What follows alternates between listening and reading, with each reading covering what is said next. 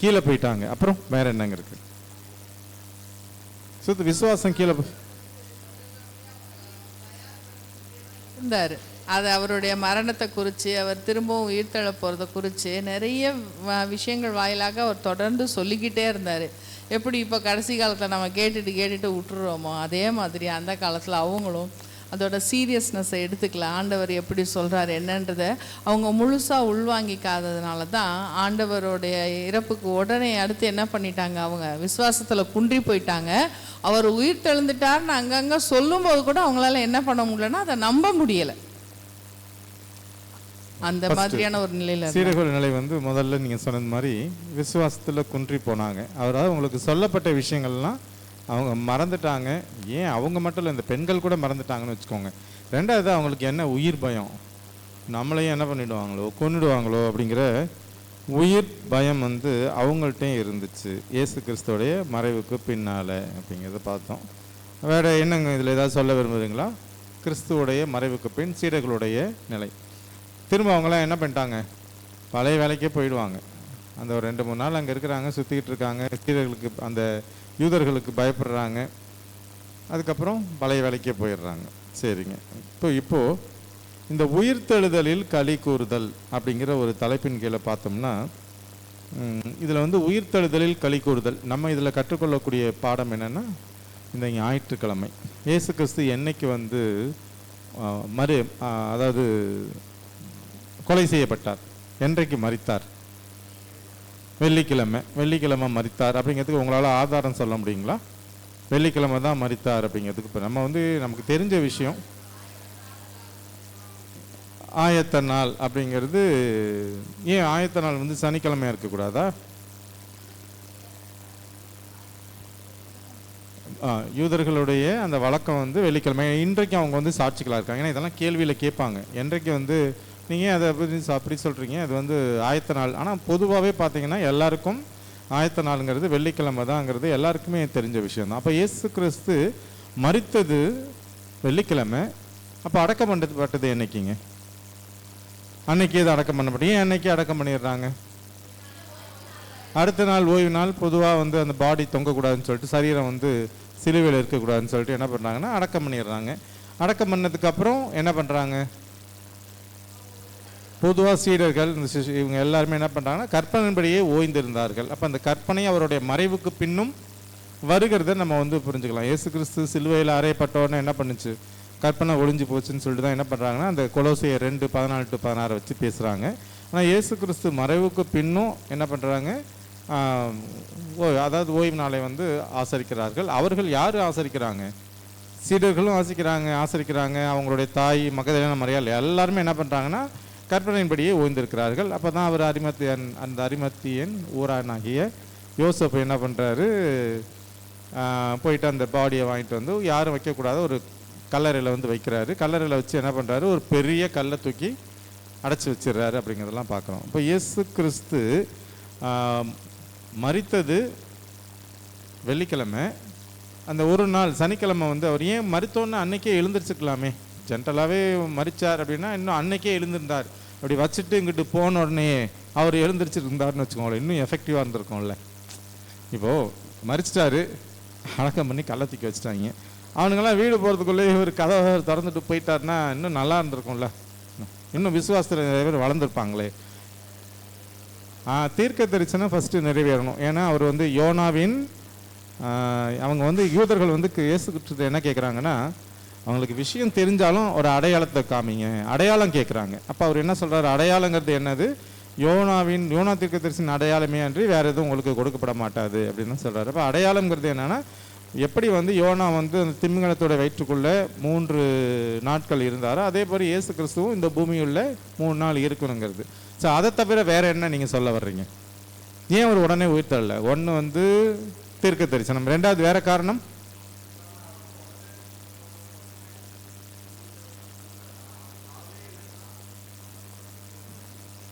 சரிங்க, உங்களுடைய கருத்து ஓகே. வேற ஏதாவது சொல்ல விரும்புறீங்களா? உடனே ஸோ இயேசு கிறிஸ்து சடலமாகவும் என்ன பண்ணுறாருன்னா ஒரு நாள் ஓய்வு நாளை அவர் அனுசரிக்க. அப்போ ஓய்வு நாளுக்கு இயேசு கிறிஸ்து எந்த அளவுக்கு முக்கியத்துவம் கொடுத்துருக்காருங்கிறத நம்ம பார்க்கலாம். முதலாவது தீர்க்க தரிசனம், ரெண்டாவது இயேசு கிறிஸ்து என்ன பண்ணுறாரு, அந்த நாளில் வந்து ஓய்ந்திருக்கிறார். இல்லைன்னா அவர் வந்து ஏதோ திங்கக்கிழமை இறந்து செவ்வாய்க்கிழமை உள்ளே இருந்து புதன்கிழமை வெளியே வந்திருக்கலாம்.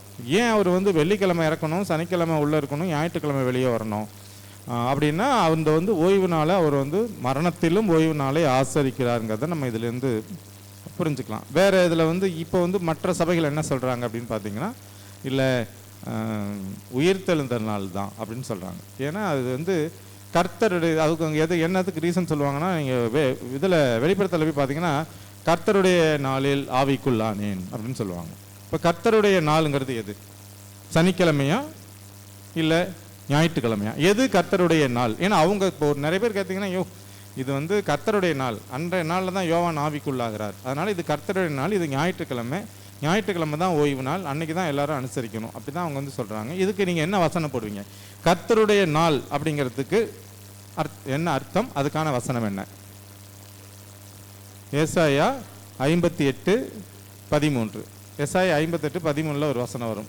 அது அவங்க வந்து கர்த்தருடைய நாள், ஓய்வு நாள் வந்து சண்டே தான் கர்த்தருடைய நாள் அப்படின்னு சொன்னாங்கன்னா அதுக்கான வசனம் என்னன்னு பார்த்தோம்னா ஏசாயா 58:13 ஒரு வசனம் வரும்.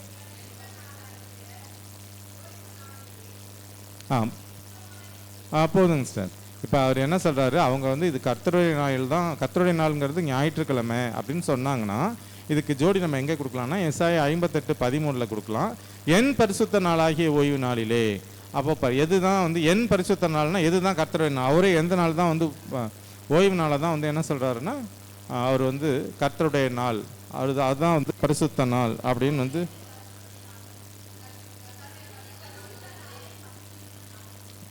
ஓகேங்க. அந்த வசனம் ஃபுல்லாகவே அதான் வருது. இப்போ கர்த்தருடைய நாள் அப்படிங்கிறது என்னன்னா அது ஓய்வு நாள், அது சனிக்கிழமையை குறிக்கிறது. அப்போ ஞாயிற்றுக்கிழமை அவர் வந்து உயிர்த்தெழுகிறார். வெள்ளிக்கிழமை மரிக்கிறார், சனிக்கிழமை ஓய்ந்திருக்கிறார், ஞாயிற்றுக்கிழமை உயிர்த்தெழுகிறார். அப்போ அந்த உயிர்த்தெழுதலின் ஞாயிற்றுக்கிழமையை வந்து எதுக்கு நீங்கள் ஒப்பிடுறீங்க? அதுக்கு எது இம்பார்ட்டன்ஸ்? அதோட இம்பார்ட்டன்ஸ் என்ன? ஞாயிற்றுக்கிழமையோட இம்பார்ட்டன்ஸ் என்ன? அதோட எதோட ஒப்பிடுறீங்க? நான் கேட்குற கேள்வி புரியுதுங்களா? ஞானஸ்தானம். அப்போ ஞாயிற்றுக்கிழமை ஞானஸ்தானம். ஞானஸ்தானம்னா என்ன? இப்போ இது கிறிஸ்துவோடைய மரித்தலுக்கும் நம்மளுடைய ஞானஸ்தானத்துக்கும் எப்படி நீங்கள் அதை ரெண்டையும் கம்பேர் பண்ணுவீங்க? இதில் என்ன நடக்குது, இதில் என்ன நடக்குது? இல்லைங்க, நான் அப்படி கேட்கல. நீங்கள் சொல்கிறது கரெக்டு தான். இப்போ நான் கேட்குறது கிறிஸ்துவோடைய மரணம், ஞானஸ்தானம், இது ரெண்டையும் எப்படி ஒப்பிடுறீங்கன்ற.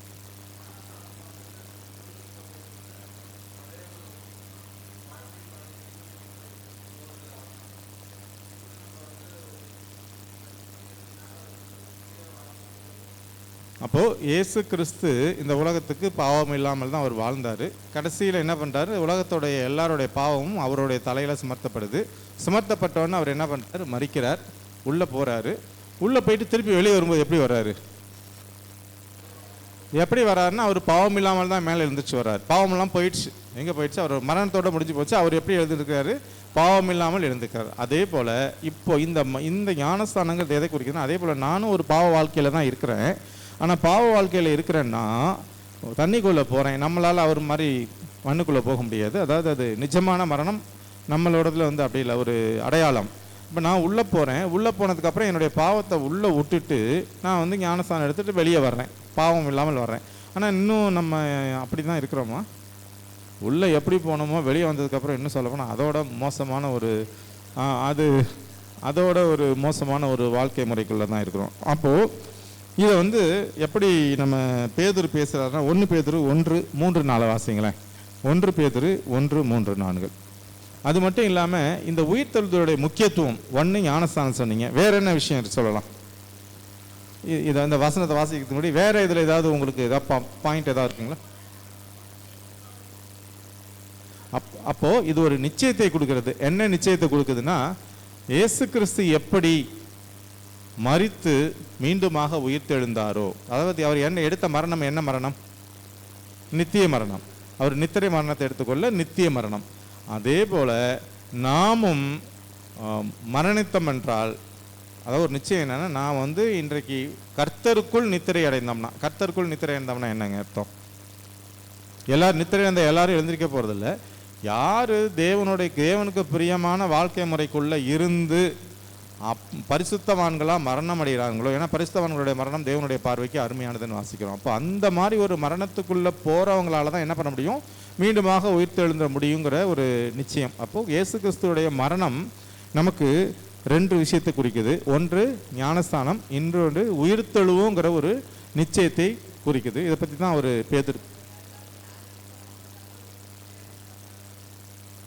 நம்ம சொல்லிக்கிறோம் சிஸ்டர், ஆனால் நமக்கு தெரியாது, நம்ம ஜட்ஜ் பண்ண முடியாதுல்ல.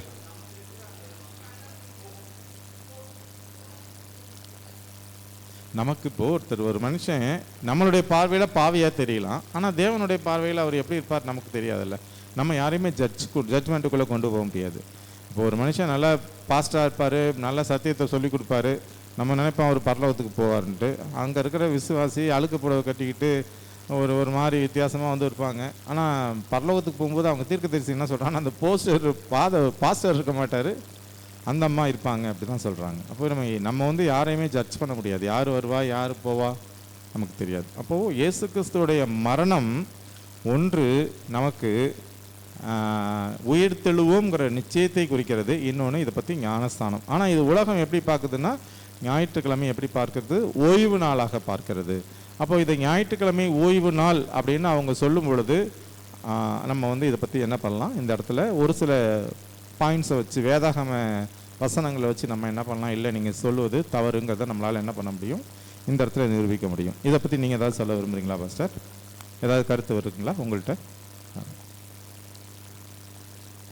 அந்த வசனத்தை வாசிருங்க சிஸ்டர். 1 பேதுரு 1:3. நம்முடைய கர்த்தராகிய இயேசு கிறிஸ்துவின் பிதாவாகிய தேவனுக்கு ஸ்தோத்திரம் உண்டாவதாக. அவர் இயேசு கிறிஸ்து மரித்தோரிலிருந்து எழுந்ததினாலே அழியாததும் மாசற்றதும் வாடாததுமாகிய சுதந்திரத்திற்கேதுவாக ஜீவனுள்ள நம்பிக்கை உண்டாகும்படி தமது மிகுந்த இரக்கத்தின்படியே நம்மை மறுபடியும் ஜெனிப்பித்தார். அடுத்ததுங்க 4, இயேசுவின் உயிர்த்தெழுதலை குறித்து, அதாவது அவருக்கு பேதுருக்கு ஒரு நிச்சயம் இருக்கு.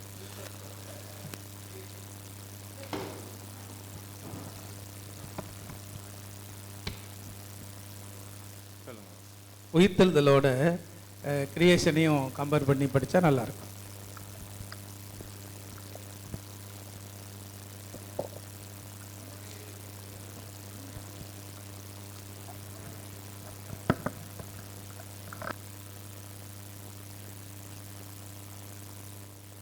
ஆறு நாளில் படைத்து 7ஆம் நாள் தேவன் உயிர்த்தெழுந்தார். அந்த கிரியேஷன் சொல்கிறீங்க? ஓகே. இப்போ இயேசு இப்போ பாஸ்டர் சொல்கிறது இதில் இது கேட்குதுங்களா நான் பேசுகிறது? இப்போ இங்கே ஒரு கம்பேரிசன், கிரியேஷனையும் அவருடைய மரணத்தையும் எப்படி நம்ம கம்பேர் பண்ணலாம்? இயேசு தேவன் இந்த உலகத்தை 6 நாளில் படைச்சு என்ன பண்ணுறாருன்னா 7ஆவது நாளில் ஓய்ந்திருந்தார். ஏன் தேவன் ஓய்வு நாளை கொடுத்துருக்கணும்? ஏன் தேவன் ஓய்வு நாளை கொடுத்துருக்கார்? அவர் வந்து இந்த உலகத்தை முழுக்க படைச்சு டயர்ட் ஆயிட்டாரு, ஒன்றையும் படைச்சு, அவருக்கு ரெஸ்ட் தேவையா இல்லை அந்த மாதிரி ஒரு பார்வையை எப்படி? அந்த ஓய்வு நாள் இல்லைன்னா மனுக்குலம் இன்னும் மோசமாக போயிருந்திருக்கும், ஆண்டவரோட ஒரு உறவுக்குள்ளேயே வராமல் போயிருந்திருப்பாங்க. வாரத்தில் 6 நாள் நம்ம இருந்தாலும் ஒரு நாள் நம்ம ஆண்டவரோட இருக்கணும் அப்படிங்கிற ஒரு காரணமாக இருக்கலாம். அந்த ஓய்வு நாள் மூலமாக தானே நம்ம அதிகமாக கனெக்ட் ஆகுறோம் ஆண்டவரோட, அவரோட கிரியேஷனை பார்க்குறோம், நிறைய விஷயங்களை நம்ம கற்றுக்கொள்கிறோம். அதாங்க நியூ கிரியேஷன். உயிர்த்தெழுதல் வந்து எப்படி நம்ம புரிஞ்சுக்கிறோம், இந்த உயிர்த்தெழுதலை எதோட கம்பேர் பண்ணுறோம் அப்படின்னா, நீங்கள் வந்து ஞாயிற்றுக்கிழமை உயிர்த்தெழுந்தார் அப்படின்னு நம்ம பேசும்பொழுது இயேசு கிறிஸ்து அதை வந்து மறுபடியும் பறக்கிறதுக்கு அதை வந்து உதாரணமாக சொல்கிறாங்க. அப்படி தானே நம்ம படிச்சிங்க. இப்போது ஞானஸ்நானம் அப்படிங்கிறது, இப்போ ஞானஸ்நானம் அப்படிங்கிறது நியூ கிரியேஷன், சரிதானே? அப்போ நியூ கிரியேஷன் வந்து இப்போ resurrection is equal to creation plus new creation. அப்போ புது சிருஷ்டியாக மாறணுங்கிற கருத்தை இப்போ உள்ள கொண்டு வரணும். ஆமாங்க. அப்போ நம்ம ஒரு ஒரு இயேசு கிறிஸ்துவோடைய உயிர்த்தெழுதலில் புரிஞ்சுக்கிட்டவங்க எப்படி இருப்பாங்க தங்கள் வாழ்க்கையில்? இயேசு கிறிஸ்து உயிர்த்தெழுந்திருக்கிறார் அப்படிங்கிறத அவங்க நினச்சி பார்க்கணும். அப்படின்னா சண்டே சர்வீஸில் அது வந்து ஆராதிக்கிற விஷயம் கிடையாது. இயேசு கிறிஸ்துவோடைய உயிர்த்தெழுதலை புரிஞ்சுக்கிறதுங்கிறது ஆராதனை சம்பந்தப்பட்ட விஷயம் கிடையாது. அது எது சம்மந்தப்பட்ட விஷயம் அப்படின்னா, மனுஷனுடைய வாழ்க்கை முறை எப்படி இருக்கணுங்கிறத சம்மந்தப்பட்ட விஷயம். எப்படி அவன் வந்து புது சிருஷ்டியாக மாறி இருக்கணும். புது சிருஷ்டியானா எப்படி அப்படின்னா, ஏசப்பா எப்படி வந்து இந்த உலகத்தை படிக்கும் பொழுது இயற்கை மற்றவைகள் எல்லாம் இருந்ததோ அது மாதிரி ஒரு மனுஷன் வாழணுங்கிறத அதை ஞாபகப்படுத்தி காட்டுது. அப்படின்னா இன்னைக்கு நான் ஏசப்பா உயிர் தெழுந்திருக்கிறாருங்கிறத நம்புறேன்னா எப்படி வாழ்ந்துட்டு இருக்கேன்? என்னுடைய வாழ்க்கை நியூ கிரியேஷன் மாதிரி இருக்கா? பேப்டிசம் எடுத்துடணும்னு நம்ம படிச்சுக்கிறோம். பேப்டிசம் எடுத்தவங்க கிறிஸ்துவுக்குள்ள இருக்கிறாங்கன்னு அர்த்தமா? அதான் உங்க கேள்வி. பேப்டிசம் எடுத்தவங்க எல்லாருமே கிறிஸ்துக்குள்ள இருக்கிறாங்கன்னு அர்த்தமா? சர்ச்சுக்குள்ளார இருக்கிறவங்க எல்லாருமே கிறிஸ்துவுக்குள்ள இருக்கிறாங்கன்னு அர்த்தமா? இல்ல. அப்படின்னா எப்படி இருக்குது மனுஷங்களுடைய வாழ்க்கை அப்படின்னா, அவங்க நியூ கிரியேஷனாக மாறி இருக்கிறாங்களாங்கிறது தாங்க நம்ம வந்து அடையாளப்படுத்துகிற விஷயம். பாவத்துக்கு மறித்து நீதிக்கு பிழைக்கிறது தான் வந்து நியூ கிரியேஷன். அப்போது நீதியுள்ள வாழ்க்கை என்பது எப்படி இருக்குது நம்மக்கிட்ட? நம்முடைய வாழ்க்கை முறை எப்படி இருக்குது? இயேசு கிறிஸ்துடைய உயிர்த்தெழுதலை நம்புகிறேன்னா, விசுவாசிக்கிறேன்னா, எப்படி என் வாழ்க்கையில் அதை வெளிப்படுத்துகிறேன்? அதை வெறும் டாக்டரினாக பார்க்குறேன்னா? நீங்கள் இந்த சம்பவங்களை படிக்கும்போது அன்னைக்கு இருந்தவங்களுடைய மனநிலையோடு நம்ம போய் படித்து பார்க்கணும். அன்னைக்கு இருந்தவங்களுடைய வாழ்க்கை முறையோடு ஒப்பிட்டு நம்மளை படித்து பார்க்கணும். அவங்களுக்கு இருந்த ஒரே ஒரு கஷ்டம், பயம், நம்மகிட்ட இருந்த கிறிஸ்து நம்மளை விட்டு போயிட்டாரு. இதுதான் சீசர்கள்ட்ட இருந்த பயம். இப்போ இந்த பயம் அவங்களுக்கு தெளிஞ்சதுனால அவங்க வாழ்க்கை முறை எப்படி மாறியதுன்னு பார்க்கணும். அந்த பின்னணிக்கு நீங்கள் போனீங்க அப்படின்னா, அந்த கான்டெக்சுவலுக்கு நீங்கள் போனீங்கன்னா அது ரொம்ப இன்ட்ரெஸ்டிங்காக இருக்கும். அவங்க கர்த்தரை பார்த்துட்டாங்க, அவர் உயிர் தெழுந்துட்டாருங்கிறத நம்பிட்டாங்க. இப்போ அவங்க வாழ்க்கை மாறுகிறது. சீசர்கள் வாழ்க்கை மிகப்பெரிய அளவில் அவங்களுக்கு வாழ்க்கையில் மாற்றம் நடக்கிறது. அப்போ நம்ம இன்னைக்கு ஏன் நமக்கு மட்டும் மாற்றம் நடக்க மாட்டுது? ஜஸ்ட் அதை டாக்டரினா நம்ம பார்க்குறோம். இல்லைங்க பாஸ்டர், அவங்க நேரடியாக பார்த்தாங்க, நம்ம வந்து பேப்பரில் படிக்கிறோம். இல்லை, அப்போ அதான் நான் சொல்கிறேன். அவங்க நேரடியாக பார்த்தாங்க, புரிஞ்சுக்கிட்டாங்க. அப்போ அந்த வாழ்க்கை முறையோட நம்மளை அங்கே போய் இருந்து பார்க்கணும். அவங்கள மாறணும், அவங்க இருந்த இடத்துல நம்மளை வச்சு பார்த்துக்கிடணும். அப்படி பார்த்தோன்னா தான் இது டாக்டரினா தெரியாது, நடைமுறை கிறிஸ்தவ வாழ்க்கையாக தெரியும். அந்த இடத்துல நம்ம இருந்தால் என்ன செஞ்சுருப்போம் அப்படின்னு. இந்த பாயிண்ட் எடுத்தோம் பாஸ்டர். அதாவது ஞானஸ்தானத்துக்கு முன்னால் என்னுடைய வாழ்க்கை முறை எப்படி இருந்தது, ஞானஸ்தானத்துக்கு பின்னால் எப்படி இருக்குன்னா ஒரு மாற்றமும் இல்லை. அதே மாதிரி ஒரு வாழ்க்கை முறைக்குள்ளே தான் இருக்கேன். ஏன் என்கிட்ட அந்த வாழ்க்கை முறைக்குள்ளே நான் வரல அப்படின்னா, பாஸ்டர் சொன்ன மாதிரி இன்னும் டாக்டர் ஆகினா தான் அதை பார்க்குறேன். அதாவது படித்தேன், அப்போ அன்றைக்கி எடுத்தேன், முடிஞ்சு போச்சு அப்படிங்கிறது. அப்போது நான் வந்து அந்த கிறிஸ்துவே அந்த இடத்துல பார்க்கல. அப்போ அவரை பார்த்து பாஸ்டர் சொன்ன மாதிரி அந்த நாளில் வாழ்ந்த இயேசு கிறிஸ்து கூட இருந்தவர்கள் அந்த பார்வையில் நம்ம பார்த்தோம்னா, அவர்கள் எப்படி அதுக்கு முன்னாடி உயிர் பயத்தில் ஓடி போனாங்க, அதற்கப்புறம் என்ன பண்ணுறாங்கன்னா தன்னையே மறிக்க ஒப்பு கொடுக்குறாங்க. இப்போ அந்த நிலைக்குள்ளே நம்மளும் வருவோம். ஆனால் இன்னும் அந்த நிலைக்குள்ளே நம்ம வர முடியல. ஆனால் வரணும். அதுக்கான பலத்தை நம்ம கடவுள்கிட்ட கேட்கணும். ஆமாங்க. சரிங்க, இது வந்து உயிர்த்தெழுதலில் களி கூறுதல்ங்கிற பாடம். அதற்கு அடுத்ததாக நம்ம பார்க்கறது கல் புரட்டப்பட்டது. கல் புரட்டப்பட்டதுன்னா அது அந்த கல்லறையை மூடி இந்த கல் வந்து ரொம்ப பெரிய கல். அடுத்த நாள் காலையில் யார் யார் வர்றாங்கன்னா, அந்த மரியாள், மகதலேனா மரியாள் இவங்கெல்லாம் என்ன பண்ணுறாங்கன்னா வர்றாங்க. அவங்க இந்த சாபத்து முடிஞ்ச உடனே அவங்க என்ன பண்ணுறாங்க, இந்த சுகந்த வர்க்கங்கள்லாம் கந்த வர்க்கங்கள்லாம் வாங்கிட்டு அதிகாலையில் விடிஞ்ச உடனே என்ன பண்ணுறாங்கன்னா கல்லறைக்கு வர்றாங்க.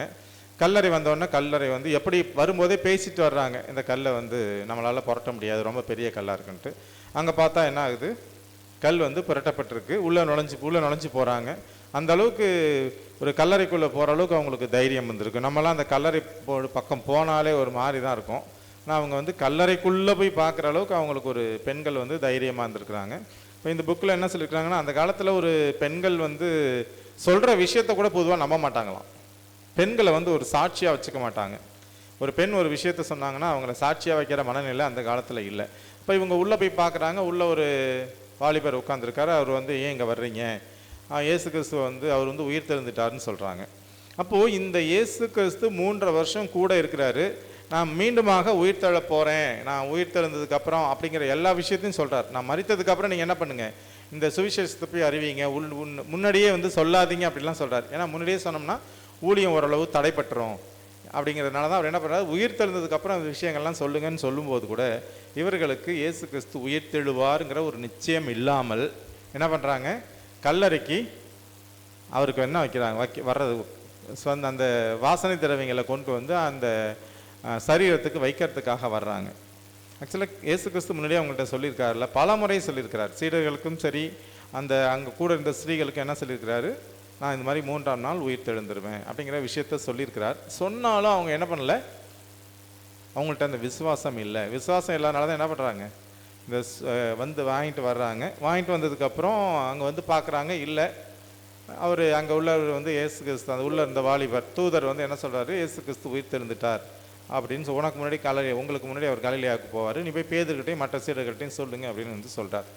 ஆக்சுவலாக இஸ்ரேல் தேசத்தில் இன்றைக்கும் ஒரு நம்பிக்கை இருக்குது. என்ன நம்பிக்கைன்னா, இயேசு கிறிஸ்துவை திருடிட்டு போயிட்டாங்க அவருடைய சீடர்கள் அப்படிங்கிற நம்பிக்கை வந்து இன்றளவும் இருக்குது. இயேசு கிறிஸ்து உயிர்த்தெல்லாம் எழலை, கல்லறையில் அவங்க என்ன பண்ணுறாங்க, அவரை திருடிட்டு போயிட்டாங்க. சீடர்கள் திருடிட்டு போயிட்டு ஒரு பொய்யை சொல்லி அதை வந்து இன்றைக்கி உலகம் நம்பி எல்லோரும் என்ன பண்ணுறாங்க, கிறிஸ்துவ மதத்தை தழுவுறாங்க அப்படிங்கிற ஒரு பொய் சொல்லப்படுது. இது வந்து இதை பற்றி நீங்கள் உங்களுடைய கருத்து என்ன சொல்கிறீங்க?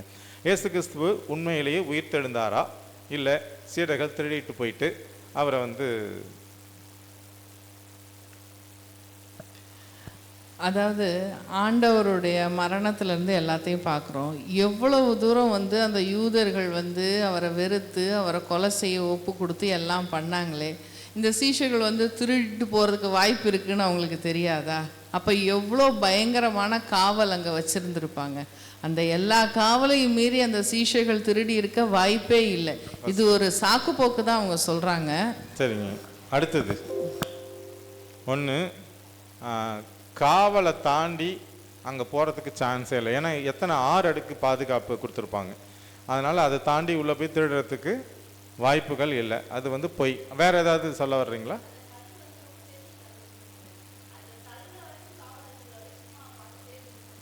ரைட்டு. 2வது, அப்புறம் ஒருவேளை அவங்க போயிட்டு சீடர்கள் திருடி இருந்தாங்கன்னா அவங்கள அரெஸ்ட் பண்ணி உள்ளே போட்டிருப்பாங்க. சீடர்கள் கன்ஃபார்மாக திருடி இருக்காங்கன்னு தெரிஞ்சால் என்ன பண்ணுவாங்க, போயிட்டு அரெஸ்ட் பண்ணியிருப்பாங்க. வேறு ஏதாவது சொல்ல விரும்புறீங்களா? கல் புரட்டப்பட்டதுங்கிற காரியத்தில் திருடி இருந்தாங்க அப்படின்னா அவங்க பின்னாடி மரணம் கொடுக்குற அளவுக்கு அவங்க சத்தியத்தில் வாஞ்சியாக நின்று இருக்க மாட்டாங்க.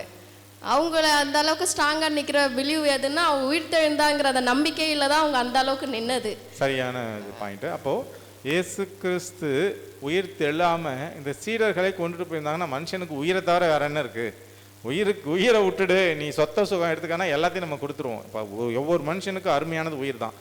அந்த உயிருக்காக அவர்கள் வந்து என்ன பண்ணியிருக்க மாட்டாங்க, உயிருக்காக உயிர் பயம் இல்லாமல் தன்னை ஒப்பு கொடுக்குறாங்கன்னா இயேசு கிறிஸ்து உயிர் தெழுந்தது உண்மை அப்படின்னு அவங்க வந்து நம்பி விசுவாசித்து அதை நேரடியாக பார்த்துருக்காங்க. அவங்களுக்கு மட்டும் இல்லை, மகதலேனா மரியாளுக்கு முதல்ல தரிசனம் கொடுத்துருக்கிறார். அப்புறம் மற்ற சீடர்கள் 2 பேர் கொடுத்துருக்கார். அப்புறம் 11 பேர் கொடுத்துருக்கிறார். இன்னும் பவுல் கூட நான் வந்து கிறிஸ்துவை பார்த்துருக்கேன். ஸோ எல்லாருக்கும் அவர் தரிசனம் கொடுத்துருக்கிறார். அப்போது இந்த ஒரு நிச்சயம் அவங்களுக்கு இருந்ததுனால தான் அது இயேசு கிறிஸ்துவ அவங்க முழுமையாக உயிர்த்தெழுந்ததை பார்த்து விசுவாசத்தினால தான் என்ன பண்ணுறாங்க, அவர்கள் உயிர் பயம் இல்லாமல் என்ன பண்ணுறாங்க, போய் சுவிசேஷத்தை அறிவிக்கிறாங்க. அவங்க வந்து இறக்குறாங்க. அப்போ நிறைய பாயிண்ட்ஸ் வந்து அவர் திருடிட்டு போனார் அப்படிங்கிறதுக்கு நெகட்டிவான பாயிண்ட்ஸ் தான் நிறையா இருக்க ஒழிய அது உண்மை கிடையாது. நம்ம சும்மா ஆதாரத்தின் அடிப்படையில் வச்சு பார்த்தோம்னா. அப்போது இதை பற்றின இதில் வேறு ஏதாவது பாயிண்ட் டிஸ்கஸ் பண்ணுறதுக்கு இருக்குங்களா பாஸ்டர்? பெரிய சாட்சி வந்து தோமா. அந்த தோமா வந்து ஏசப்பா உயிர்த்தெழுந்து 11 பேருக்கு காட்சி அளித்தாருன்னு வசனம் இருக்குல்ல. தோமா இல்லை. ஆனால் அந்த தோமா நம்ம இந்தியாவுக்கு வந்திருக்கிறார். அவர் நான் வந்து விழாவில் போட்ட அளவுலையே கையை தொட்டு பார்த்த அளவுலையே நான் நம்ப மாட்டேன் அப்படின்னு தான் அவருமே இருந்தார். அப்போ நம்பிக்கை இல்லாத ஒரு லிஸ்ட்டில், சாட்சி இல்லாத ஒரு லிஸ்ட்டில் தான் அவர் இருக்கிறார். ஆனால் அவர் அதை நம்பினதுனால தான் அந்த இந்தியாவுக்கு வந்தார். அது தமிழ்நாட்டுக்கு பரங்கிமலைக்கு நம்மக்கிட்ட வந்திருக்கார். அப்போ அது மிகப்பெரிய ஒரு சான்றா சொல்லலாம், மிகப்பெரிய ஒரு சாட்சி அங்கே. அப்போ இயேசு கிறிஸ்து பவுல்லாம் பார்த்தீங்க அப்படின்னா பாடத்தில் ஆசிரியரே சொல்கிறார், பவுல்லாம் வந்து இயேசு கிறிஸ்து உயிர்த்தெழுந்த அதுக்கப்புறம் அவர் வந்து அவரோட பேசி அவர் வந்து கேட்டுக்கிட்டதுனால தான் அந்த இயேசு கிறிஸ்துவை பற்றி யாராச்சும் பேசினா அவங்களெல்லாம் கொலை பண்ணுற லிஸ்ட்டில் இருந்தவர் மாறி அவரை பற்றி பேசுகிறதுக்கான ஒரு விஷயத்துக்குள்ளே அவர் வந்திருக்கிறாருன்னா காரணம் அவர் உயிர்த்தெழுந்திருக்கிறார் அப்படிங்கிற ஒரு உண்மையை அவர் நம்பினதுனால தான். அப்போ இப்படி நிறைய சாட்சிகளை நம்ம சொல்லலாம். இயேசு கிறிஸ்து உயிர்த்தெழுந்திருக்கிறார் அப்படிங்கிற ஒரு விஷயத்தை நம்ம புரிஞ்சுக்கிறதுக்கு. ஓகேங்க. வேறு ஏதாவது இல்லை நீங்கள் கருத்து சொல்ல விரும்புகிறீங்களா?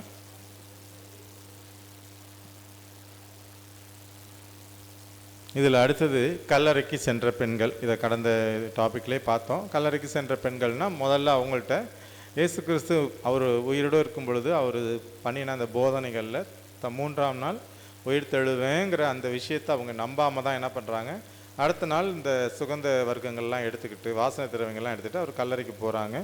பொதுவாகவே பெண்கள் ஒரு விஷயத்தை சொன்னாங்கன்னா அந்த காலத்தில் அதை சாட்சியாக ஏற்றுக்காததுனால தான் சீடர்களுமே நம்பலை. இல்லை அவங்க பொய் சொல்கிறாங்க அப்படிங்கிறத அவங்க நம்பலை. அதுக்கப்புறம் சொல்கிறாங்க. ஆனால் இப்போ என்ன சொல்கிறாருன்னா, இயேசு கிறிஸ்து என்ன சொல்கிறார், உலகத்தில் எல்லாருக்கும் போயிட்டு இந்த சுவிசேஷத்தை அறிவிங்கள்னு சொல்கிறாரு. ஆனால் அந்த நாளில் பார்த்தீங்கன்னா என்ன சொல்கிறாரு, இதை யார்கிட்டையும் சொல்லாதீங்க. ஒரு அற்புதத்தை செய்து ஒரு குணமாக்குறாரு, இல்லை ஏதோ ஒரு விஷயத்தை செய்கிறாரு கூட இதை போய் யார்கிட்டையும் சொல்லாதுங்கன்றதை கண்டிப்பாக கட்டளையிடுவார். ஒவ்வொரு விஷயத்துலையும் இதை பற்றி சொல்லாதீங்க. அப்புறம் ஏன் அப்படி அந்த மாதிரி சொல்கிறாரு? ஏன் இப்போ போய் எல்லாருக்கும் சொல்லுங்கன்னு சொல்கிறாரு? என்ன காரணமாக இருக்குன்னு நினைக்கிறீங்க? மேசியான்றது அந்த தீர்க்க தரிசனத்தை நிறைவேற்றுறதுக்கு சில இடையூறுகள் வந்திருக்கலாம். அந்த எந்த விதமான இடையூறுதலும் வரக்கூடாது அப்படின்ற ஒரு காரியமாக இருக்கலாம். ஆமாம், ஆக்சுவலாக இந்த கால தீர்க்க தரிசனம்னு ஒன்று இருக்குது. அவர் இத்தனை வருஷம் இந்த உலகத்தில் இருக்கணும், பாடுபடணும், அவர் ஊழியத்தை செய்யணும், மறிக்கணுங்கிறது. அந்த கால தரிசனம் நிறைவேறுவதற்கு ஒரு சில தடங்கல்கள் வந்திருக்கலாம். அதற்காக தான் என்ன சொல்கிறாருன்னா, அவர் அந்த தடங்கள் வரக்கூடாதுன்றதுக்காக ஒரு வேலை என்ன பண்ணியிருக்கலாம், அவர் சொல்லாதீங்கன்னு சொல்லியிருக்கலாம். பட் அது முடிஞ்சதுக்கப்புறம் இந்த உலக மக்கள் ஃபுல்லாக ரெட்ஷிப்புக்குள்ளே வரணுங்கிறதுக்காக இந்த சுவிசேஷத்தை போய் உலகம் முழுக்க அறிவிக்க சொல்கிறார். இப்போது இந்த பெண்கள் என்ன பண்ணுறாங்கன்னா, அங்கே ஒரு ஊழியத்தை செய்கிறாங்க. நான் ஆக்சுவலாக முதல்ல யார் வந்திருக்கணும்? சீஷர்கள் தான் வந்திருக்கணும். அவங்க இருக்கும்போது அவர் தான் மேசியான்னு சொன்ன பேதுரு வந்திருக்கணும். அவர் தான் ஃபர்ஸ்ட் மேசியான்னு சொல்றாரு. உயிர் தெழுந்ததுக்கு அப்புறம் தோமா ஆண்டவரே அப்படின்னு சொல்றாரு. அதுக்கு முன்னாடி போதகர் அப்படின்வாங்க. ஸோ இதெல்லாம் நமக்கு தெரிஞ்ச விஷயம். ஆக்சுவலாக அவருடைய சகோதரர்கள்னு சொல்வார். என்னுடைய சகோதரர்கள் அவங்க தான் வந்திருக்கணும். ஆனால் இந்த விடிஞ்சும் விடிய காலையில் அந்த அதிகாலை வேலையில் என்ன பண்ணுறாங்கன்னா, இந்த பெண்கள் வருகிறார்கள். வந்தது மட்டும் இல்லாமல் அவங்க என்ன பண்ணுறாங்கன்னா, ஒரு ஊழியத்தை செய்கிறாங்க. அவங்க ஒரு சுவிசேஷத்தை முதல்ல போய் அறிவிக்கிறாங்க, இயேசு கிறிஸ்து உயிரோடு எழுந்துட்டான்ட்டு. இன்றைய வாழ்க்கையில் நம்ம சுவிசேஷத்தை அறிவிக்கிறவர்களாக இருக்கிறோமா, இல்லை இன்னும் உட்காந்து படிச்சுக்கிட்டு கேட்டுக்கிட்டு அப்படி போயிட்டே இருக்கிறோமா? எந்த அளவுக்கு நம்ம சுவிசேஷத்தை அறிவிக்கிறோம்? நம்மளுடைய வாழ்க்கையில் நிறைய விஷயங்கள் நமக்கு மற்றவங்களோட நமக்கு நல்ல நாலேஜ் இருக்குது. மற்ற சபைகளை சேர்ந்தவங்களோட நல்ல இன்டெப்த்து நாலேஜு போதகர் தேவன் கொடுத்துருக்காங்க நமக்கு. ஆனால் நாம் எந்த அளவுக்கு சுவிசேஷத்தை அறிவிக்கிறோம்? இப்போ அதே நிலைமையில் அந்த சீடர்கள் மாதிரியே இன்றைக்கு நம்மளுடைய வாழ்க்கை இருக்கிறதா, இல்லை அந்த பெண்கள் வந்தாங்களே அதிகாலை வேலையில் எழுந்திரிச்சு வந்தாங்களே. இப்போ பெண்கள்னால் பொதுவாக அதிகாலையில் எழுந்திரிச்சு சமைப்பாங்க, மற்ற காரியங்களை பார்ப்பாங்க. ஆனால் அவங்க என்ன பண்ணுறாங்க, காலையில் கல்லறைக்கு ஓடி வர்றாங்கன்னா அவங்க நைட்டு முழுக்க எந்த ஒரு பதற்றத்தில் இருந்திருப்பாங்க காலையில் வரணுங்கிறதுல. ஆனால் சீடர்கள் யாருமே வரலையே. அவங்களுக்கு இருக்கிற உயிர் பயம் இவங்களுக்கு தானே இருந்திருக்கணும். ஆனால் இவங்க தைரியமாக அந்த இடத்துக்கு வர்றாங்க, சீடர்கள்லாம் போய் ஓடி ஒளிஞ்சிக்கிறாங்க. இப்போ இதை பற்றி என்ன ஏதாவது சொல்ல விரும்புகிறீங்களா? சாரா, நீ என்ன சொல்ல விரும்புகிற? அன்னைக்கும் பெண்கள் உயிர் பயம் இல்லாமல் வீரத்தோடு தான் இருந்திருக்காங்க. இன்னைக்கும் அப்படி தான் இருக்காங்க. அன்னைக்கும் பேச்சை கேட்கல, இன்னைக்கும் கேட்கல. சிஸ்டர் பெண்கள் உரிமைக்கு போயிட்டாங்க. சரிங்க. அப்படின்னா வீரத்தோடு இருக்காங்கன்னா இப்போ நைட்டில் போவாங்களா? போக மாட்டாங்க. பெண்கள் இன்றைக்கும் கரப்பாம்பூச்சை பார்த்தாவே, கம்பளி பூச்சை பார்த்தாவே இன்றைக்கும் பெண்கள் பயந்துட்டு தான் இருக்கிறாங்க. ஆனால் தனியாக இருக்கும்போது பயப்படுறாங்க. தான் பிள்ளைக்கு ஒன்றுன்னா கரப்பாம்பூச்சியாவது புளி வந்தாலும் எதிர்த்து அடிச்சிருவாங்க. அந்த மாதிரி வீர பெண்கள். சரிங்க, சரி. இப்போ நம்ம இங்கே அம்மா ஒரு காரியம் சொல்கிறாங்க, சொல்லு. இருக்குதுங்க. அதாவது ஒன்று நிகழ்கிறப்ப கொண்டு போய் மறித்து அடக்கம் பண்ணிட்டா, பெண்கள் போய் இந்த சுடுகாட்டில் போய் எங்கள் ஊர்லலாம் போய் அழுதுட்டு விடிய காத்தால் போய் அழுதுட்டு திருப்பி வீட்டுக்கு வருவாங்க.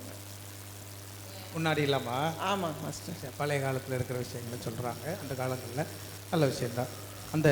இந்த பெண்கள் போயிருக்கிறாங்க அப்படிங்கிறப்போ நம்ம புரிஞ்சுக்க வேண்டிய விஷயம், மரியாள் போயிருக்கிறாங்க. மரியாள் தான் போயிருக்கிறாப்புல முன்னால், இதுதானே? இப்போ மரியாள் போயிருக்கிறா அப்படின்னா மரியாளுக்கு கடவுளுடைய மீது இருக்கிற அன்பு எந்த அளவுக்கு இருக்குதுங்கிறத நம்ம புரிஞ்சுக்கிடணும். நம்ம ஏற்கனவே நம்ம அவங்க பேசியிருக்கிறோம். அந்த உயிர் அந்த சாக போற நேரத்துல அவங்க அப்போ எந்த அளவுக்கு அந்த நேசம், அது போன ஒரு 2 வாரத்துக்கு முன்னாடி படித்தோம், 1 வருஷத்தோடைய சம்பளம் இதெல்லாமே நம்ம படித்தோம். ஆனால் இது ஏதோ பொருள் சார்ந்து வந்து மற்ற விஷயத்தை உயிர் சார்ந்த ஒரு விஷயத்தை தாண்டி அன்பு சார்ந்த அவங்க அதை ஒன்றிட்டாங்க கடவுளோட. கடவுளை வந்து அவங்களால விட்டுட்டு இருக்க முடியாத அளவுக்கு அவங்களுக்கு பாசம் அவங்க மேலே கூடுதல் ஆயிடுச்சு. அவங்க கூட தான் இருக்கணுங்கிற எண்ணம் மரியாளுக்கு ஏற்பட்டிருக்கு. எப்படி நம்முடைய போதகரை நாம் பிரிந்து இருப்பது பாருங்க. நம்ம அழுவுறா போய், என்னண்டு ஐயா தோட்டக்காரரே, அவரை நீங்கள் ஏதாவது எடுத்திருந்தீங்கன்னா நீங்கள் சொல்லுங்க அப்படின்னு சொல்லி அந்த அம்மா போய் அழுவுறா அப்படின்னா அந்த அம்மாவுக்கு எவ்வளவு அன்பு கிறிஸ்து மேலே இருந்திருக்கு, பாசம். இப்போ விடிய காலத்தில் எப்படி ஒரு பொண்ணு போக முடியும்? விடிய காலத்தில் அதுக்கப்புறம் அந்த அம்மா கல்யாணம் ஆச்சா கல்யாணம்லாம் தெரியல, அதெல்லாம் ஒரு பக்கம் இருந்தாலும் எப்படி போக முடியும்? அப்போ எந்த அளவுக்கு நேசிச்சிருக்கிறாங்கிறத நீங்கள் பாருங்கள். இவங்கெல்லாம் போய் சொன்னதுக்கு அப்புறம் தான் பேதரெல்லாம் ஓடி வராங்க, அவங்கெல்லாம் ஆண்கள் தான். ஆனால் அந்த நேசம் என்பது மிக மிக அதிகமாக மரியாளால் கிறிஸ்து நேசிக்கப்பட்டிருக்கிறார், அன்பு பாராட்டப்பட்டிருக்கிறார். அதாவது இந்த இடத்துல நான் தப்பாக புரிஞ்சுக்கிறதுக்காக இந்த உதாரணத்தை சொல்லலை, சரியாக புரிஞ்சுக்கிறதுக்காக இந்த உதாரணத்தை சொல்கிறேன். சில சினிமா படம்லாம் எடுத்தாங்கல்ல, ஹஸ்பண்ட் அண்ட் ஒய்ஃப் அப்படி சொல்லி, அப்படின்னா அவங்க பார்வையில் எப்படி தெரிஞ்சிருக்கு அப்படின்னா அந்த மாதிரி ஒரு நேசம் அப்படிங்கிற மாதிரி அவங்க புரிஞ்சுக்கிட்டாங்க. அது குறைவு, அது குறைவு, அது குறைவான ஒரு கணவன் மனைவி அன்பு என்பது குறைவானது. அதை தாண்டி கடவுளுக்கும் மனிதனுக்கும் இருக்கிற உறவு என்பது, அதை தான் ஆண்டவர் சொல்றார். நீ வந்து என்னை நேசிச்ச அப்படின்னா உனக்கு வந்து நான் ஃபர்ஸ்ட்ல இருக்கணும், வந்து எனக்கு பின்னாடி நீ வரணும்னா உன் அம்மா அப்பா மனைவி கணவன் பிள்ளைக இதெல்லாம் நீ 2வது இடத்துல வைக்கணும் அப்படிங்கிறதுக்கு ஒரு மிகச்சிறந்த உதாரணம் மரியாள். அந்த அளவுக்கு அவங்க வந்து என்ன பண்ணுறாங்கன்னா நேசிச்சிருக்கிறாங்க. அதனால தான் நான் சொன்னேன், அன்னைக்கு இருந்தவங்களுடைய மனப்பக்குவத்தோட அந்த பார்வையோட அன்றைய சம்பவங்களை போய் படிக்கிறப்ப நம்ம ஒன்றித்து போயிட்டோம் அப்படின்னா நிச்சயமாகவே நீங்கள் பாருங்க, அவர் இங்கிருந்து அவர் கலிலேயாவுக்கு போயிட்டு இருக்கிறார் அப்படின்னு சொல்கிறாங்கல்லங்க. அப்போ அவங்க எவ்வளவு வேகமாக ஓடி கலிலேயாவில் அவரை ரீச் பண்ணுறதுக்கு. இப்போ நான் எப்படி அதை கற்பனை பண்ணி பார்க்குறேன் அப்படின்னா, மினிஸ்டர் இப்போ தான் வந்து வேப்பந்தட்டையில் வந்துட்டு இருக்கிறார், அங்கே பேசிகிட்டு இருக்கிறார், அடுத்த 10 நிமிஷத்தில் பெரம்பலூருக்கு வந்துடுவார்னா என்ன மாதிரி வேலை காட்டுவாங்க. ரோடே கரகரக்கும், ஃப்ளைட்டில் வருவானோ ஹெலிகாப்டரில் வருவானோ எதில் வருவானோ தெரியாது. அடுத்தது அப்படியே வண்டி டிராஃபிக்கெல்லாம் கிளியராகும், உள்ளே போய் நிற்பான், கூட்டம் இப்போ நம்ம ஒரு மினிஸ்டருக்காகவே இப்படி நாடு பரபரக்குது அப்படின்னா ஒரு மிகப்பெரிய தலைவர், மிகப்பெரிய தெய்வம், மிகப்பெரிய ஒரு ஆண்டவர் அவர் வந்து அங்கே போயிருக்கிறாருங்கிறத ஏதோ நம்ம புத்தகத்தில் எழுதியிருக்கிற வார்த்தையாக வாசிச்சுட்டு அதில் ஒரு டிஸ்கஷனை போட்டுட்டு அப்படியே நம்ம ஓடிடுறோம். இல்லை, இது உறவு சார்ந்த, மனம் சார்ந்த, குணம் சார்ந்த, அன்பு சார்ந்த ஒரு சத்தியம். அதை நம்ம படிச்சுக்கிறப்போ அந்த புரிதலுக்குள்ளே நம்ம வந்தோம் அப்படின்னா நம்மளாலலாம் இதை வந்து தாங்கிக்க முடியாது. எப்படி இன்னைக்கு அவங்க போய் பார்க்குறாங்க அந்த மாதிரிலாம் இன்னைக்கு நம்ம ஏசப்பாவை பார்க்குறோமா? உடனே மரியாதை பார்த்து அவர் ரபோனி அப்படி சொல்கிறார், உடனே கிட்ட போய் கட்டி பிடிக்க போகிறான். ஆண்டவரே அப்படிங்கிற ஒரு பாசம் அவளை கம்முன்னு இருக்க விடல. என்னை தொடாதன்ட்டார் அவர், என்னை தொடாத, நீ தூரவே தள்ளி நில்லு. எப்படி ஒரு டைலாக் அந்த இடத்துல கன்வர்சேஷன் போயிருக்கு பாருங்க. அப்போது அந்த அம்மா இவங்க அப்போது இந்த மாதிரி ஒரு புரிதலுக்குள்ளே நம்ம சத்தியத்தை படிக்கிறதுக்கு வந்தால் தாங்க சத்தியம் நமக்கு விளங்கும். இல்லாட்டா அது சும்மா ஒரு தியரிட்டிக்கல் மாதிரி தாங்க, அது ப்ராக்டிக்கலாக அது நம்மளால் அது என்ன பண்ண முடியாதுன்னா அதை புரிஞ்சு கடவுளோட ஒன்றிணைய முடியாது. பாஸ்டர் வந்து நம்மளை அந்த இடத்துக்கு கொண்டு போயிட்டார்.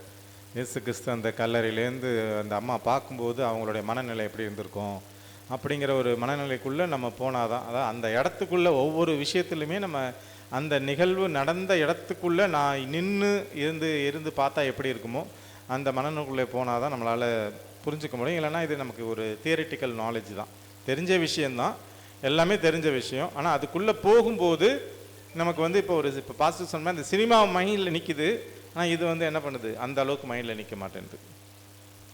அந்த ஒரு மனநிலைக்குள்ளே போவோம். அடுத்தது வந்து மரியாளுக்கும் மற்றவர்களுக்கும் தரிசனமாகுதல். யார் யாருக்கெல்லாம் இயேசு கிறிஸ்து முன்னாடியே பார்த்துட்டோம், யார் யாருக்கெல்லாம் அவர் உயிர் தெழுந்த உடனே தரிசனமானார். முதல்ல யாருக்கு தரிசனமானார்? மகதலேனா மரியாளுக்கு. அடுத்தது எம்மாவோஸ் சீடர்களுக்கு. அடுத்தது 11 சீடர்கள் இருந்தாங்க, அவங்களுக்கு ஆகிறாரு. அதுக்கப்புறம் பவுல், வேற ஏகப்பட்ட, ஸோ நிறைய பேருக்கு. அதாவது மொத்தம் எவ்வளோ பேர் பாஸ்டர் இயேசு கிறிஸ்து தரிசனமாயிருப்பார்? நாட்கள் அதுக்கு பைபிளில் கணக்கு இல்லைங்க, கணக்கு இல்லை. அவர் தாங்க அவருடைய சீசர்களோட 40 நாள் 40 days அவர் வந்து மறுபடியும் இருந்தார்ல.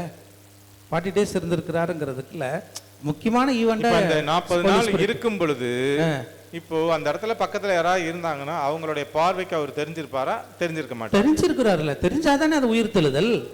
தெரியாம இருந்தா எப்படி? நான் சொல்றது பொது ஜனங்கள், பொது ஜனங்களுக்கு தாங்க சொல்றேன், பொது ஜனங்களுக்கு தான் சொல்றேன்.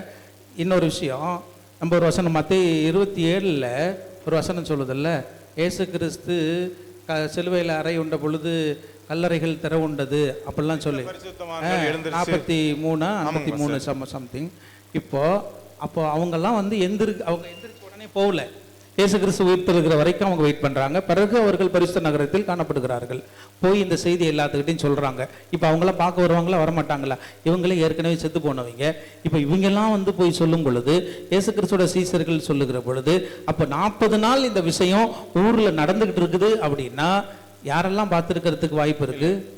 நிறைய பேர் பார்த்துருக்காங்க பாஸ்டர். ஆனா இந்த செய்திகள் எப்படி மறைக்கப்பட்டது? மறைக்கப்பட்டதுங்கிறது இவ்வளவு பெரிய விஷயங்கள் அதுதாங்க. மறைக்கப்பட்டது அப்படிங்கிறப்போ அரசாங்கம் இதை மறக்கடிக்க முயற்சி பண்ணல. ரோம அரசாங்கம் இதை வந்து அப்படி மறக்கடிக்க முயற்சி பண்ணல. அவங்களுக்கு அது ஒரு பெரிய பிரச்சனை இல்லை. ஆனால் யூதர்கள், இன்றைக்கு இருக்கிற யூதர்களுமே இயேசு கிறிஸ்துவை கேவலமா பேசிட்டு தான் இருக்கிறாங்க. அவங்க அதை மறைக்கிறதுக்காக ட்ரை பண்ணிட்டு தான் இருக்கிறாங்க. அப்போ அப்படி நம்ம பார்க்குற சமயத்தில் அது எந்த அளவுக்கு மறைக்கப்பட்டதோ அந்த அளவுக்கு வெளியிலையும் சரிதானா? அதனால இது மறைக்கப்பட்ட ஒரு விஷயமா இருந்தால் இந்த அளவுக்கு ஒரு பாப்புலாரிட்டி வந்திருக்காது. அப்போ அவங்கெல்லாம் போய் உயிர்த்தெழுந்தவங்கெல்லாம் போய் சொல்லுகிற பொழுது எவ்வளவு பேர் வந்து இயேசு கிறிஸ்துவால் நன்மையை பெற்றவர்கள். ஆவியானவர் அதுக்கான சாட்சியை, மிக முக்கியமான சாட்சிகள் அப்படி இப்படி அங்கொன்றும் இங்கொன்றுமோ வச்சுட்டு போயிருக்கிறாரே தவிர இருக்கிறதெல்லாம் எழுதுனா புஸ்தகம் பத்தாதுங்கிற மாதிரி தான் யோவானில் சொல்கிற மாதிரி விஷயங்கள் பத்தாதுங்க. அப்படின்னா நிறைய பேர் பார்த்துருக்குறாங்க, நிறைய பேர் பார்த்துருக்கிறதுக்கான வாய்ப்புகள் அன்றைக்கு இருந்திருக்கிறது. அப்படி தான் நம்ம புரிஞ்சுக்க வேணும் அதை. ஏன்னா அவரால் நன்மைகள் பெற்றவர்கள் எவ்வளவு பேர், அவர் சிலுவையில் அரைஞ்சிட்டு தூக்கிட்டு போகும்போது எவ்வளோ பேர் அவங்கள பார்த்து அழுதுகிட்டு இருந்தாங்க. ஏசப்பாவை பார்த்து எவ்வளோ பேர் வர முடியாமல் இருந்தாங்க. சீக்ரெட் கிறிஸ்டியன்ஸ் எவ்வளோ பேர், அரிமத்தையாக ஊரானாகிய யோசேப்பு, பரவு நிக்கதோமு, இவெல்லாம் சனகரியம் சங்கத்தில் இருந்தவங்க. இப்போ இவங்கெல்லாம் இந்த மாதிரி ஒரு ரூட் எடுத்துருக்குறாங்க. அப்படிங்கும்போது இவங்களுடைய ஃப்ரெண்ட்ஸ் எல்லாம் என்ன பண்ணியிருப்பாங்க? இவங்களுடைய உறவுக்காரங்களை என்ன பண்ணியிருப்பாங்க? அந்த 100க்கு அதிபதியோடைய உறவுக்காரங்களெல்லாம் அவன் கூட்டி வந்து உள்ளார் போட்டான்னு நம்ம படிக்கிறோமே. இப்போ இப்படி எல்லாமே சில விஷயங்கள் நடந்திருக்கிறதுக்கான வாய்ப்புகள் இருக்கிறது. அதனால் ஒரு குறைஞ்ச பேர் தான் இதெல்லாம் பார்த்தாங்கன்னா அதை எந்த அளவுக்கு நம்ம உறுதியாக நம்ப முடியும்னா முடியறதுக்கு வாய்ப்பு இல்லை. இந்த இயேசு கிறிஸ்துவோட மரணத்தில் கூட போஸ்டிங்கில் அவங்க இருந்ததுனால அந்த பவரை யூஸ் பண்ணி அவரை வந்து சிலுவையில் அழைச்சிருக்காங்களோடைய. பட் அவங்களுக்கு அவருக்கான சீடர்கள் நிறைய பேர் இருந்திருக்காங்க. கண்டிப்பாக ரகசிய கிறிஸ்தவர்கள் இருந்திருக்கிறாங்க. ரகசியமாக அவர் ஏற்றுட்டு தானே இருந்திருக்காங்க. அரிமத்தையா ஊரானாகிய யோசேப்பெல்லாம் இருந்திருக்கிறார் அப்படிங்கிறது தெரியவே இல்லை. சிலுவை சுமக்க வரும்போது தான் தெரியுது அவர் சனகரி மெம்பரு, அவரெல்லாம் வந்து சீக்கிரட்டாக இருந்திருக்கிறாரு அப்படின்ட்டு. துணிச்சலோட போய் கேட்குறாரு. பெரிய விஷயம் தானே. அப்போ இந்த விஷயத்துல நம்ம பார்க்கறது என்னன்னா, இயேசு கிறிஸ்து மரணத்திற்கு முன்பாக சீடர்கள்லாம் உயிர் பயத்தில் இருந்தாங்க. அவங்கள்ட்ட ஒரு விசுவாசம் இல்லாமல் இருந்துச்சு. ஆனால் உயிர்த்தெழுந்து அவர் காட்சி கொடுத்ததுக்கு அப்புறம், அவர்கள் கூட இந்த 40 நாள் இருந்ததுக்கப்புறம் அவர்கள் விசுவாசத்தில் திடப்பட்டாங்க. அவங்களுக்கு உயிர் பயம் போயிடுச்சு. அவங்க போய் என்ன பண்ணுறாங்கன்னா தேவனுடைய ஊழியத்தை செய்கிறார்கள். இன்றைக்கு நம்மளுடைய நிலைமை என்ன? நாம் உயிர்த்தெழுந்த கிறிஸ்துவோடு அவர்கள் இணைந்து ஊழியத்தை செய்தது போல நாம் ஊழியத்தை செய்கிறோமா? நாம் வந்து கிறிஸ்துவோடு இணைந்து இருக்கிறோமா? இதுலேருந்து நமக்கு தெரிஞ்ச விஷயம்தான் எல்லாமே. யார் யாருக்கு தரிசனமானாங்க, தரிசனமானதுக்கப்புறம் அவங்க வந்து பலப்படுறாங்க, பலப்பட்டு பரிசுத்தாவியை பெற்றுக்கொண்டு ஊழியத்தை செய்கிறார்கள்லாம் நமக்கு தெரிஞ்ச விஷயம். இப்போ உயிர்த்தெழுந்த கிறிஸ்துவோடு நான் ஊழியத்தை செய்கிறேனா, நான் பலப்பட்டிருக்கேனா, நான் இணைந்திருக்கிறேனா அப்படிங்கிறத நம்ம ஒருத்தரும் யோசிச்சு பார்ப்போம். இல்லை வேறு ஏதாவது சொல்ல வரீங்களா சிஸ்டர்? ஏதாவது சொல்ல வரீங்களா? ஏதாவது கருத்துக்கள் ஏதாவது சொல்ல வர்றியாப்பா பாஸ்டர்? இதில் வேறு ஏதாவது ஆட் பண்ணலாமா? இந்த உயிர்த்தெழுதல், தரிசனமாகுதல். ஆமாம், போலாம்.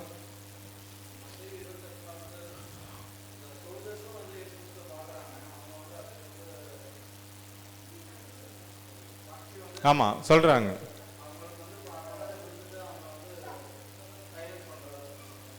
உண்மையாகவே அவர் தேவனுடைய குமாரன் தான். ஏன் சிலுவையில் அரைஞ்சிருக்கும் போதே சொல்கிறாங்களே.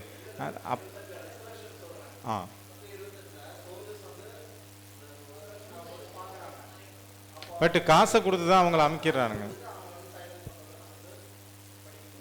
இப்போ இந்த காலத்தில் பவரில் இருக்கிறவங்க என்னென்ன பண்ணுறாங்களோ அந்த காலத்துலேயும் பவரில் இருக்கும்போது இந்த வேலைகள் எல்லாம் சரியாக கரெக்டாக பண்ணியிருக்காங்க. அதாவது தேவனுடைய அந்த மரணத்தை வந்து அந்த அளவுக்கு விஷயத்தை கையாளுறான். அவன் ஆளுங்களோட இதெல்லாம் வந்து வெளியில் கொண்டுட்டு போகக்கூடாது அப்படிங்கிறது அவனுடைய பிளான் தானே. அது அவனுடைய பிளானுக்கு யூதர்களை பயன்படுத்துகிறான், போட்டுதலை பார்க்குறான். அவர் சாகணும், அவர் வந்து உயிரோட எழுந்திரிச்சு திரும்ப வரக்கூடாது அப்படிங்கிறது கல்லறை வச்சு பெரிய கல்லை வச்சு சீல் போடுறான். அப்போது அவனுடைய பவரில் வந்து என்னென்ன பண்ண முடியுமோ அதை வந்து ஆளுங்களை வச்சு செஞ்சிருக்கிறான் பாஸ்டர். ஆனால் அவனுக்கு தெரியாதா கடவுளுக்கு ஒரு தெரியாத உலகத்தை படைச்சவர்? அதுதாங்க, அது தெரியாம தானே இருந்திருக்கிறான். அதனால தானே அவரை சாகடிக்கிறான், அதனால தானே அவன் கொலை பண்ணுறான். அவன் அவர் உயிரோட எழுந்திரிச்சு வருவாருங்கிறது அவனுக்கு புரியலையே. அவனுடைய பார்வையில் அவன் வந்து அவர் வந்து இங்கே வந்திருக்கிறது வெறும் மனுஷன், பவர் கிடையாது, பவர் இல்லை.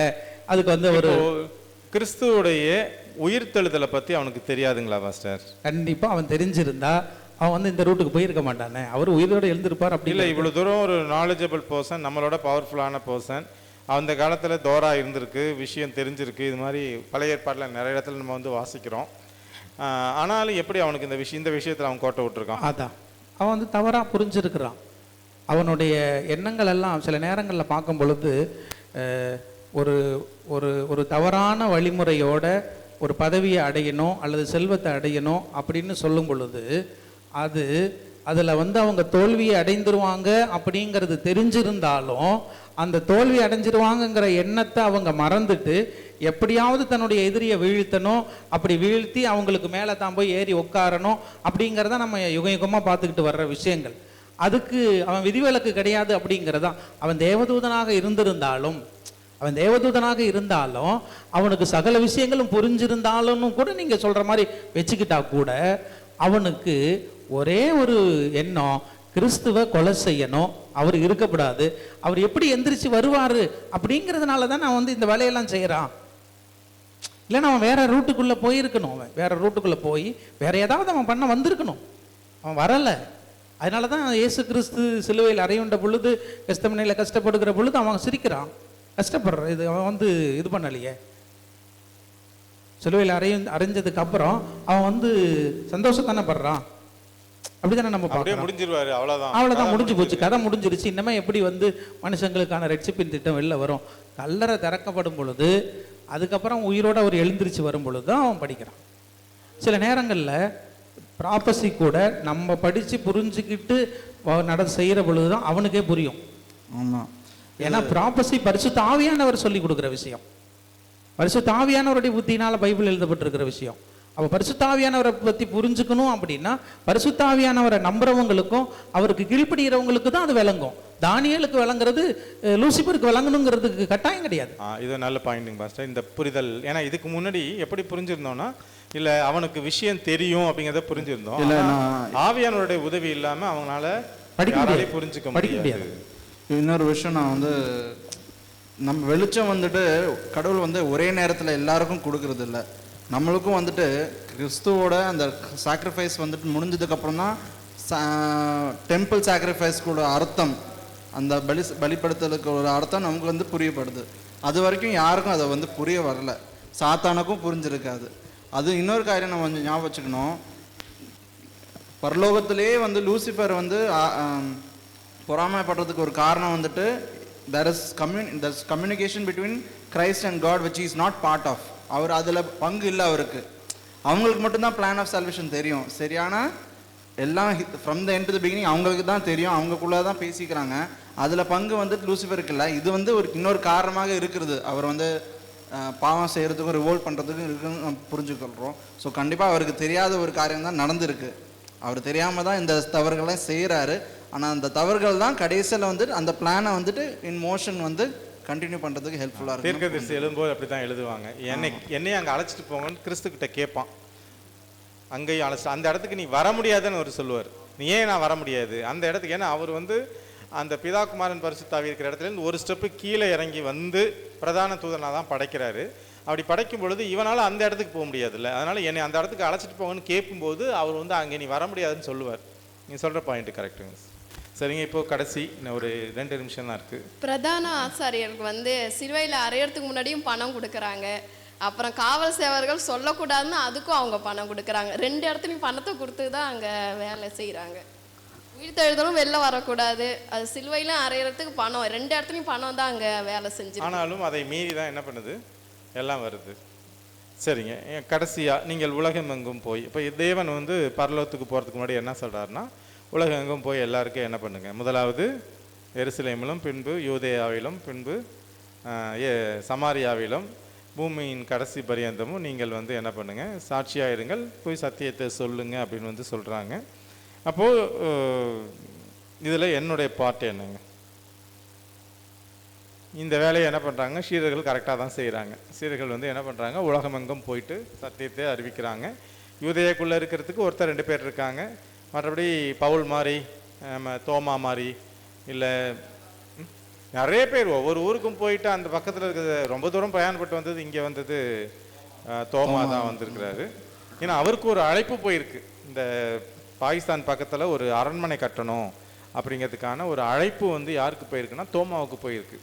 அங்கே உள்ள அப்போ வந்து எனக்கு வந்து இந்த இடத்துல அழைப்பு இருக்குதுன்னு சொல்லி அவர் சொல்லிட்டு தான் அவர் என்ன பண்ணிருக்காரு, பாகிஸ்தான் பக்கத்தில் ஒரு அரண்மனை கட்டியிருக்காரு. பாகிஸ்தானில் ஒரு ராஜா, அந்த ஏரியாவில் உள்ள ஒரு ராஜா கிட்ட என்ன பண்ணுறாரு, அரண்மனை கட்டுறேன்னு சொல்லி, நல்ல கட்டட கலைஞர்னு சொல்லி காசு வாங்கி கட்டடம் கட்டுறேன்னு சொல்லி கட்டவே இல்லை, ஊழியத்தை ஃபுல்லாக செய்கிறார். அந்த பகுதி ஃபுல்லாக அவர் ஊழியத்தை செய்கிறார்.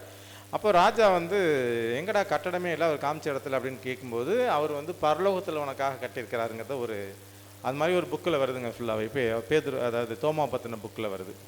அப்போது அவர்கள் ஊழியத்தை செய்திருக்கிறார்கள், நாம் என்ன பண்ணணும் அப்படிங்கிறத நம்ம புரிஞ்சு நாமளும் தேவனுடைய ஊழியத்தை இந்த உலகம் முழுக்க கொண்டுட்டு போகணும். அப்படின்னா உலகம் முழுக்க கொண்டுட்டு போகலனாலும் நம்ம சந்திக்கிற நபர்கள், நமக்கு வர்ற, நம்ம வீட்டுக்கு வர்ற பால் ஊற்றுறவங்கலேருந்து காய்கறிக்காரவங்கலேருந்து பாலை மட்டும் வாங்கிட்டு போயிடாமல், பால் ஊற்றுறவங்க காய் வாங்குறவங்கள்ட்டையும் 2 வார்த்தைகளை பேசணும். பக்கத்து வீட்டுக்காரங்க, ஏற்ற வீட்டுக்காரவங்க, நம்ம இதுக்கு யார்கிட்ட பேசியிருக்கோமா?